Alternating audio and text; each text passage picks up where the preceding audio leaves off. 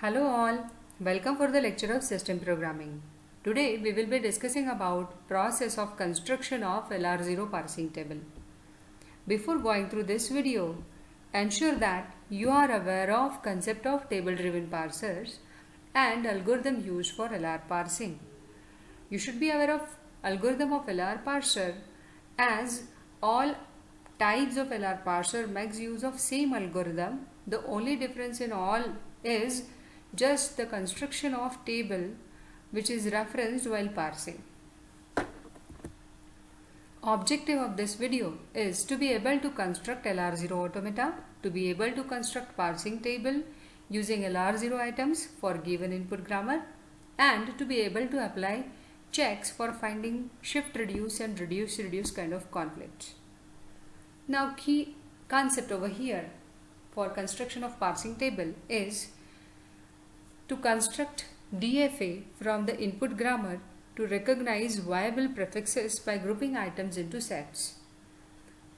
So what exactly is that? That you will be able to understand when we'll go through an example. Input considered for construction of DFA is obviously grammar with prediction rules.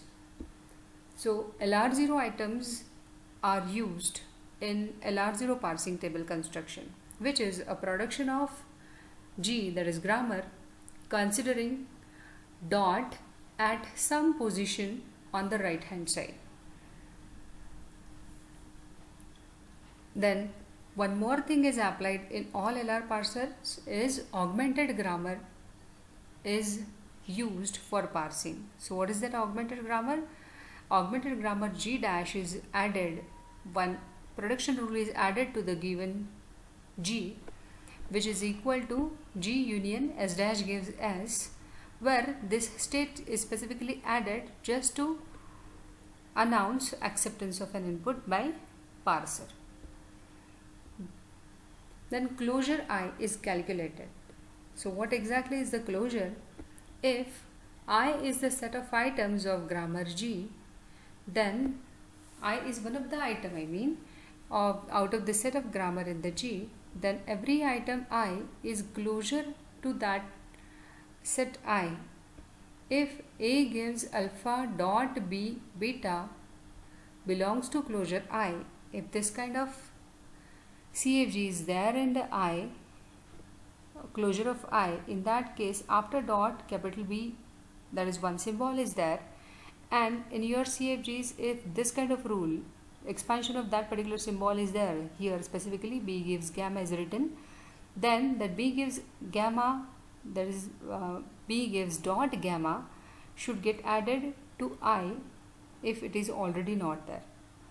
And this kind of checks you need to apply continuously until no more new items can be added to the closure. And this is how you need to find out closure of every item of CFG. For an example, if we'll take into consideration this is set of grammar given to you, so we need to start with the start state always, that is E dash gives E.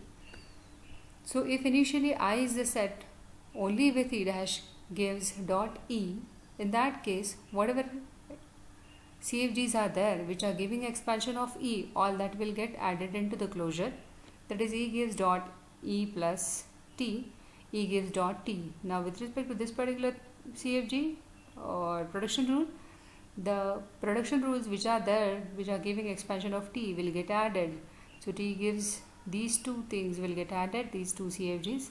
Now with respect to this particular rule, T gives dot F, whatever rules are there, if rules are there giving expansion of F, then all that will get added, and this constructs the closure of this particular I. And this is how closure is required to be searched every time. Now to construct a parsing table, an LR parser makes shift reduce. All of you know that an LR parser makes shift reduce decision by maintaining steps to keep track of where we are in the parsing state. States here represents the set of items.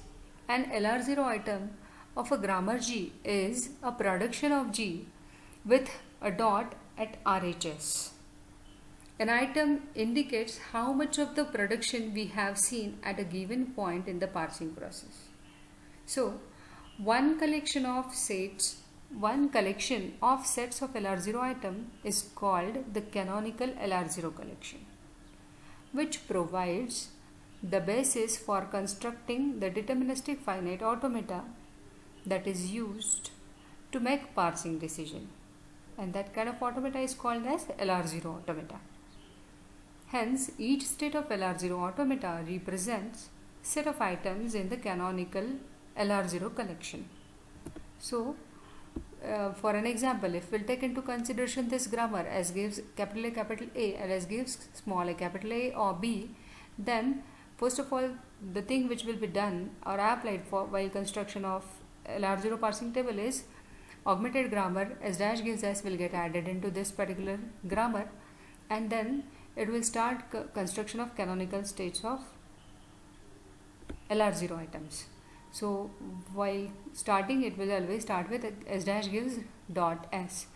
So as we have gone through the process of constructing or finding out closure, the closure will added into this particular state, that is expansion of S, whatever rules are there giving expansion of S, and with respect to this particular CFG, whatever rules are there giving expansion of A, all that will get added, and this gives you set of items in one state.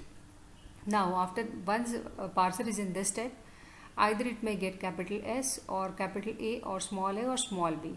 So we need to take into consideration all transition, and then whatever states we are going to find out, all that will be with respect to considering transitions. And this is how we can draw the transition diagram with respect to states. So if parser gets capital S, in that case obviously it has to move that dot to one position. It has to proceed the dot forward that dot by one position, and it will switch to next state, that is S dash gives S dot.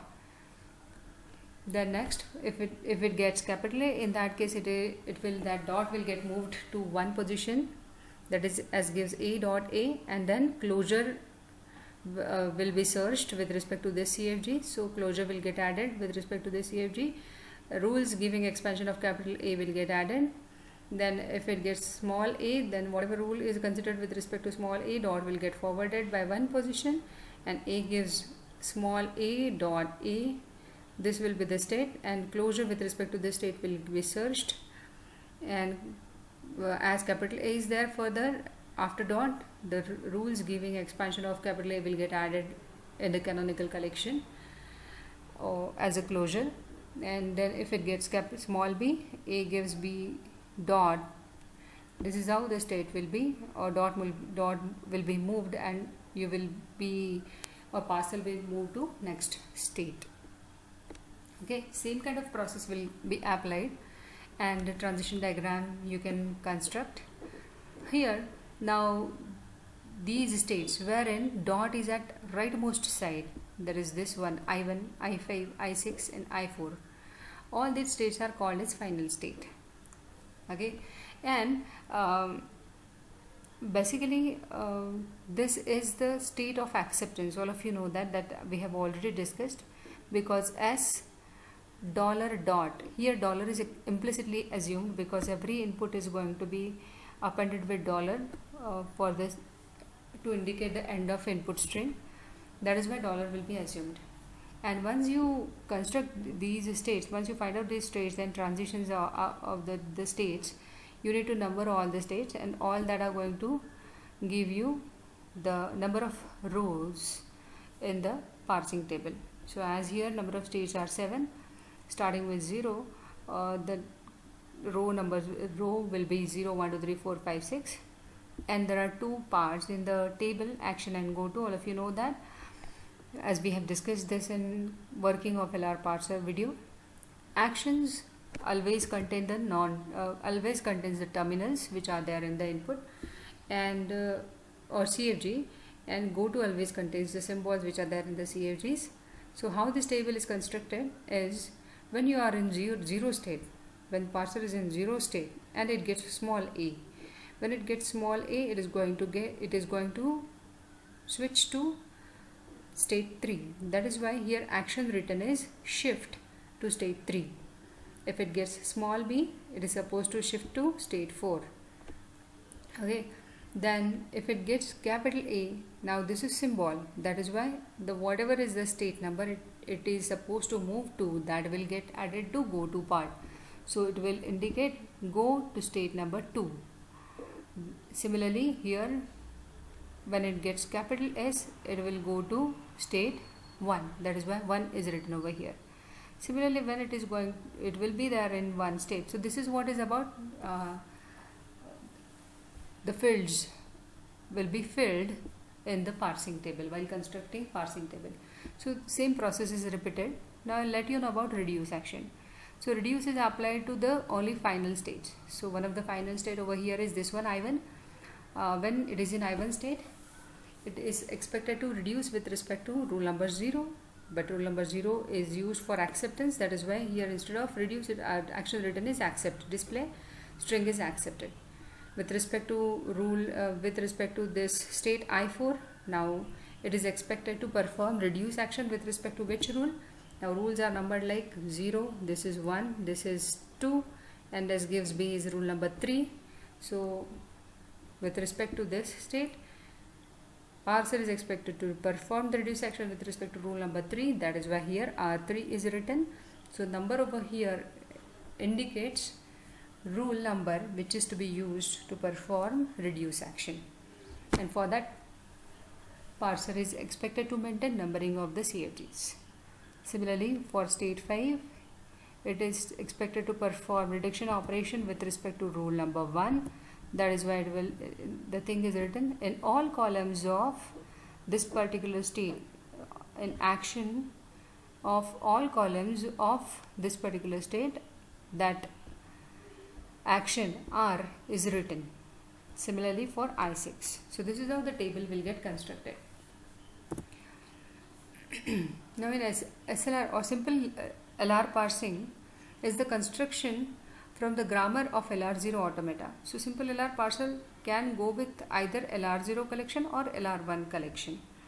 Okay, when it goes with LR0 collection, this is how table will be constructed. And this table will be referenced by LR parser for parsing, for performing or for deciding shift and reduce or go to actions while parsing the input string.